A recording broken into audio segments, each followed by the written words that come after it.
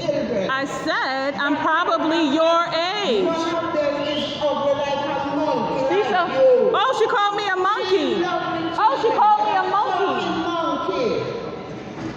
She's calling me racist names. I have three beautiful children. I didn't call her any names at all. Fucking monkey. Miss, you black. You the same color as me. You dumb, you black. What do you think you are?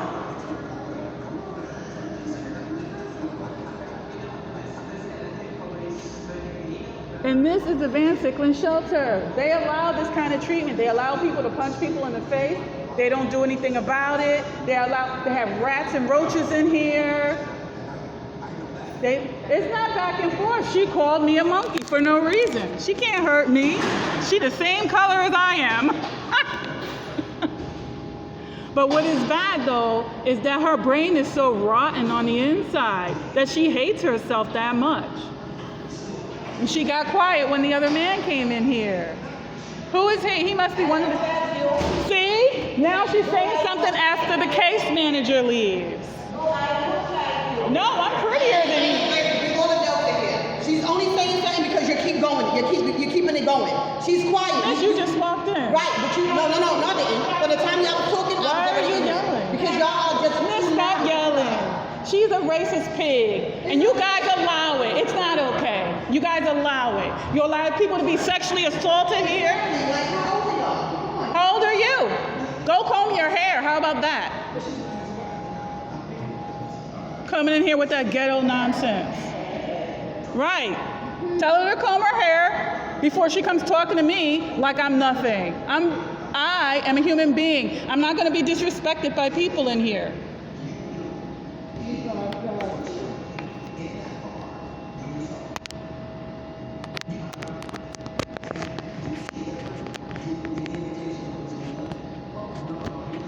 They keep sending these people to mess with me. They sent the lady down here for that nonsense, and they say look for an opportunity to say something racist. She calls me a monkey. Another black lady in here that was next to me in my room keeps saying black people are garbage. Black people are running this place, and they're garbage. They're trash. They're SHIT. I don't want to say the curse word and saying stuff like that all the time. And I know that has to be Liz Morrow because she's the one. They randomly brought me here on Wednesday. It's Friday now.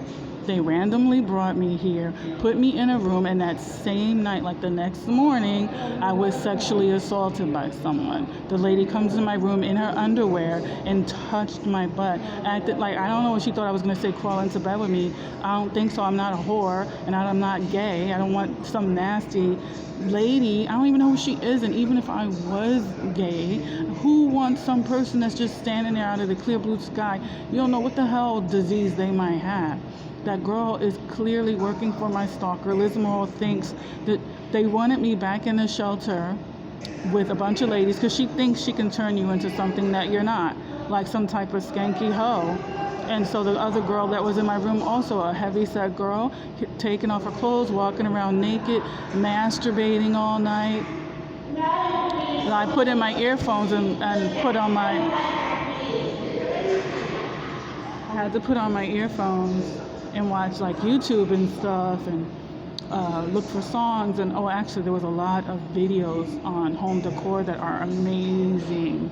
These people do magic with the materials that they find, that they use. But anyway, you know, all of that, and that's all Liz Morrow's doing. They told me they were going to move me out of here today, and now all of a sudden, Mr. Asaf is saying, oh, he doesn't know. Now they told me upstairs that I was on the list to move to Vague.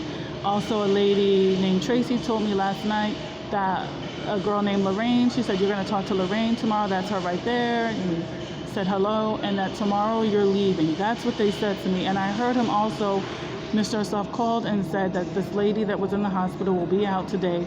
Let her use my bed and that I'm leaving here. Now all of a sudden, he's saying he doesn't know, or it might not be today, and then I have to stay. Well, I gotta stay somewhere where I got sexually assaulted, okay? And then the lady next to me who has assaulted a person in our room threatened me out of nowhere. She called me bitch for no reason and get out of here. You think you're better than us. Listen to how you talk. because of apparently I'm articulate. This is the way I speak. Why do I have to change for you? Or, you know, she doesn't like my accent or whatever it is. So then they sent this lady down here, right here, and I feel like I have sometimes I have a really thick New York accent, but whatever. It doesn't matter. I am who I am, and they shouldn't try to, I don't have to change to make somebody else comfortable, but that's Liz Morrow. The girl is in the crime group that threatened me upstairs. She's in bed 2014, and I'm in bed 2013. And then this lady comes down here now, and they tell them to do things like, oh, just change the channel randomly. They did that the first day that I was here. This is technically the third day, but I slept here 2 nights. And so each time, if I come in here, or if I'm sitting out in the other hallway, wherever I go, they come in and try to invade my space. If I go up to the room, then they're playing the music really loud. They come from somewhere else and then just sit down and start playing the music, take off her clothes and walk around naked. That's what the one girl does. So then I go somewhere else. Every time I try to avoid them, they find a way to come at me. So I'm just sitting here charging my phones and my portable chargers, and here comes this lady, and I just finally was like, no, I usually don't say anything, but I'm like, no, we're watching this now, so leave it there. Then she calls me all these names, and it was unnecessary for her to call me monkey, okay? And I know maybe I stepped over the line when I told that girl to comb her hair, but she is a staff member here, and she looks like some of the clients, you know, some of the clients look really great, but she looks like, if you saw her in the group, you would say, okay, she's a client. She's staying in the homeless shelter. She doesn't take care of herself, but then she acts like she's the end-all, be-all, and she talks real nasty and loud to people. And she's like, oh, she was quiet, blah, blah, blah. When I turned on my tape recorder, she was saying nasty stuff. She was not quiet, okay? She got quiet because the man was in here, one of the case managers, and then he must have gone back and told the lady to come in here to say something. So, Miss, you don't know what happened. Don't come in here yelling at me. You know, she has some nerve. So I'm really sick of this. I don't want to stay here in this dirtbag shelter. Rats and roaches, ignorant people who all they do is argue. When lunchtime and dinner time and breakfast comes, all you hear is screaming and yelling, and the staff standing there laughing. They allow people to assault other people, and they do nothing about it. I'm going to turn this off here.